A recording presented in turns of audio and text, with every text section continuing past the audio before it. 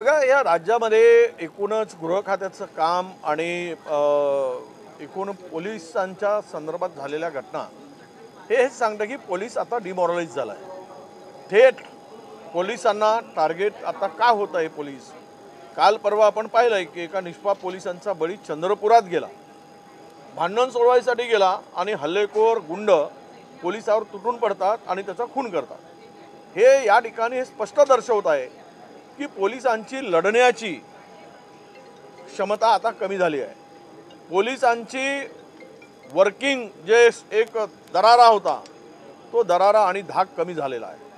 हा याचा अर्थ असा स्पष्ट आहे की पॉलिटिकल इन्व्हॉल्वमेंट, पॉलिटिकल प्रेशर यामध्ये आता या डिपार्टमेंटमध्ये अधिकचा वाढलेला आहे. खुलेआम पोलीस स्टेशनमध्ये जाऊन गोळीबार होतो, हे कशाचं होतं काय. आणि म्हणून मला वाटतं की हे गृह खात्यामध्ये जे काही आत्ता पोलिसांच्या संदर्भात ही झालेली वाढ झालेली घटना जी आहेत, हे पोलिसांना जे धाक आणि दरारा असलेला पोलीस, महाराष्ट्राचा पोलीस म्हणजे आपण स्कॉटलंड पोलिसांच्या बरोबरची तुलना करणारं पोलिसांचा एक काम होतं आणि कार्य होतं. पण आज ती स्थिती राहिलेली नाही. पोलीस हे राजकीय लोकांचे एक पाहिलं आपण, एक आमदार त्याच्या सिक्युरिटीमध्ये असलेल्या पोलिसांना गाडी धुवायला लावतो, चप्पल साफ करायला लावतात. हे पोलिसांचं काम आहे का? हे जर अशा पद्धतीनं राजकीय मंडळी पोलिसांचा दुरुपयोग करायला लागलेत, त्यांची अवहेलना करायला लागलेत, तर स्पष्ट आहे की उद्याची कायदा सुव्यवस्था कशी असेल. आणि हे संपूर्ण राज्यामध्ये ही झुंडशाही सुरू आहे. आता हे झुंडांचं काम सुरू झालेलं आहे, त्यामुळं पोलीस बॅकफुटला गेलेत. आणि माझी मागणी अशी आहे की पुन्हा जर यामध्ये पोलिसांना जे काही स्वतंत्रता होती, कायदा नी काम करायची त्यांना एक जबाबदारी होती, ते आता संपूर्ण पायदळी तोडण्याचं काम चाललेलं आहे. म्हणून गृहमंत्र्याकडे आमची मागणी आहे की तुम्ही आता विशेष करून गृह खात्याकडे अधिक लक्ष द्या, नाहीतर हे गृह खातं राहणार नाही. हे होमगार्डसारखं होऊन जाईल. होमगार्डांची बरोबरी, आला त्याला शाटून मारा आणि दंड आपटत बसा, त्याच्या पलीकडे पोलिसांचं काम राहणार नाही. सर, याच कारणास्तव जो सतीश भोसलेवर तो खोक्या आहे तो अद्यापही फरार आहे का? कारण आज गांजा सापडलेला आहे त्याच्या घरामध्ये. काल एका वृत्तवाहिनीला त्याने मुलाखत दिली, मात्र पोलिसांना तो सापडत नाही. आता पोलिसांना सोयीचा माणूस सापडतो, गैरसोयीचा माणूस पोलिसांना कधीच सापडत नाही. हे राज्याच्या आता हे 5-10-15 वर्षामध्ये आपल्याला दिसतोय. जो त्यांच्या सोयीचा आहे सत्ताधाऱ्यांच्या, त्याला लगेच पकडला जातो. आंधळे काय मिळत नाही? आंधळ्याकडे खूप मोठे पुरावे आहेत, त्यामुळं आंधळे भेटू शकत नाही. हा खोक्या भेटला तर उद्या बोक्या आतमध्ये जाईल, त्यामुळं खोक्या भेटत नाही. त्यामुळे हे सर्व पहिले आका होता, आता खोक्या, खोक्याचा बोक्या असं सुरू आहे. पोलीस बिचारे काय करणार? बिचारे झालेत पोलीस. पोलिसांना बघितलं तर चडी पिवळवायची, आता उलट झालेलं आहे.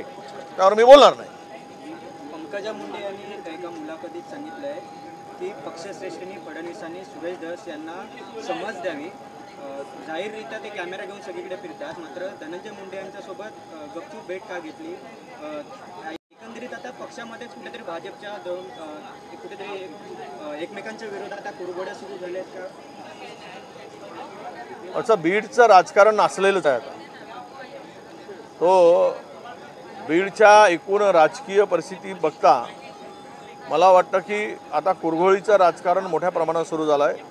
उद्या फ्रीस्टाईल होईल, परवा तलवारी निघतील, नंतर बंदुका निघतील आणि एकमेकाचे खून करण्यापर्यंत हे राजकीय नेते एकमेकाच्या विरुद्ध उभे टाकतील. वेळीच सावरलं नाही तर यांचाही बळी जाईल आणि निष्पाप लोकांचाही बळी जाईल. कुठेतरी ठाणे पालिकेच्या या वर्षीच्या अर्थसंकल्पामध्ये 600 कोटींची वाढ करत 5,500 कोटींचा अर्थसंकल्प मांडण्यात आला आहे. मात्र या आकड्यांमध्ये वाढ जरी का झाली असली तरी आर्थिक कारभारांवर गंभीर आरोप जे आहेत त्या होताना पाहायला मिळत आहेत. एकूण या संदर्भात जर का पाहायचं तर साधारणपणे 3 अब्ज 37 कोटी लाख रुपयांचं बक्षीस जे आहेत त्याचा हिशोब कुठेतरी मिळत नाही आहे, कुठेतरी आर्थिक गैरव्यवहार होतो आणि अनुदानाच्या व्हेंटिलेटरवर जिवंत आहे का महापालिका, हा देखील प्रश्न निर्माण होतो. नाही, ठाण्याचे मुख्यमंत्री होते, त्यांनी भरभरून ठाण्याला मदत केलीच होती. ठाणा जो विकसित झाला मागच्या 2 वर्षामध्ये प्रचंड प्रमाणात पैसे ठाण्याला दिले गेले, पण गैरप्रकारे तो मोठ्या प्रमाणात झाल्याच्या तक्रारी आमच्याकडे आल्या, अनेकांच्याकडे गेलेल्या आहेत. आणि त्यातून खरं म्हणजे या सगळ्या परिस्थितीमध्ये तुमचा थर्ड पार्टी ऑडिट होण्याची आवश्यकता आहे, निष्पक्ष चौकशीसुद्धा होण्याची आवश्यकता आहे. या पैशाची विल्हेवाट आता तर काही विभागामध्ये काम न होताही बिलं काढण्याचं काम सुरू झालेलं आहे. कामगार विभाग त्यातला एक आहे, काम न होता बिलं काढण्याचं काम सुरू आहे. असं अनेक घटना आहे. म्हणजे ठाणे अपवाद कसं राहू शकतो? ठाण्यातून जरी 700 कोटी रुपयाची वाढ दाखवली असली तरी गैरप्रकारमध्ये तुम्ही अनेक त्यावेळेचे उपायुक्त होते, त्यांनी मोठा भ्रष्टाचार केल्याच्या तक्रारी होत्या, त्या हॉस्पिटलच्या तक्रारी झाल्या. तिकडे इक्विपमेंट खरेदीमध्ये मोठा भ्रष्टाचार झालेला होता ठाण्याच्या कुठला हॉस्पिटल होता, अमरनाथच्या हॉस्पिटलच्या. हे सगळ्या घटना त्याची साक्ष आहे की मुख्यमंत्र्यांना वेळ नाही आणि खाली चरायला मोकळे, त्यामुळं गोंधळ तिथे झाला असावा असं माझ्याकडे त्याबाबतची अधिक माहिती नाही.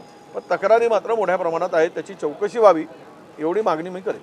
बीड जिल्ह्यातला आणखी एक व्हिडिओ व्हायरल झालेला आहे, ज्याच्यामध्ये बाभळगाव जे ग्रुप ग्रामपंचायत आहे, सरपंच आहेत दादा किल्ले,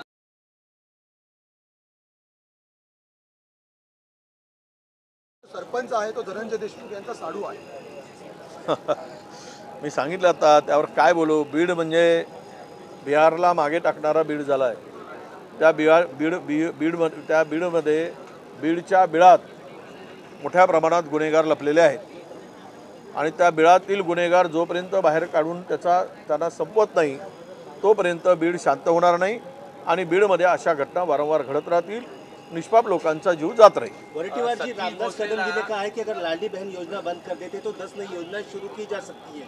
चुनाव पे लाडली बहना का बात की गई, उनके वोट लिए गए, अब ये कह रहे योजना बंद कर दी तो 10 नई योजना. अभी सरकार की स्थिति ऐसी है कि अंडरवेयर पहनने को पैसे नहीं और बोलते हैं कि हम लोग जैकेट पहना के देंगे. अरे पहले तो अंडरवेयर दिला के दो, फिर बाद में जैकेट की बात करो. पूरा तो ओडी पे राज्य चला रहे हो ओवरड्राफ्ट निकाल कर, आर्थिक स्थिति पूरी दोलायमान है और क्या नए योजनाओं की बात करते हो. तो मेरा यही कहना है कि जो चल रहा है उसको चलाओ और ईमानदारी से चलाओ, यही जनता की मांग है. सतीश भोसले खोक्याला प्रयागराजमध्ये आता अटक झाली. आनंद आहे. खोके भेटले की खोक्यामागचे बोके कोण आहेत ते पण शोधावेत आणि इकडे जे बाकाचा आकाश शोधला तसा खोक्याचा बोका शोधावा, म्हणजे आनंद होईल. ते सगळं कुठून आणलेत पैसे, बंडल कुठून येतात,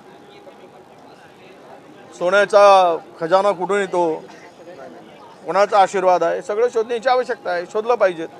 नितेश राणे यांची 2-3 वक्तव्य गेल्या काही दिवसात चर्चेले जात आहेत. त्यातला जो मल्हार मटण हा नावाचा जो प्रकार आहे त्याला जेजुरी संस्थानानं सुद्धा विरोध केल्याचं दिसून येत आहे. त्यांच्या विश्वस्तांची बैठक आहे आणि नंतर आम्ही मंत्र्यांना सुद्धा भेटू असं त्यांनी म्हटलं. हे बघा, एक दिवस नितेश राणे सरकारला अडचणीत आणे या बेताल वक्तव्यामुळे.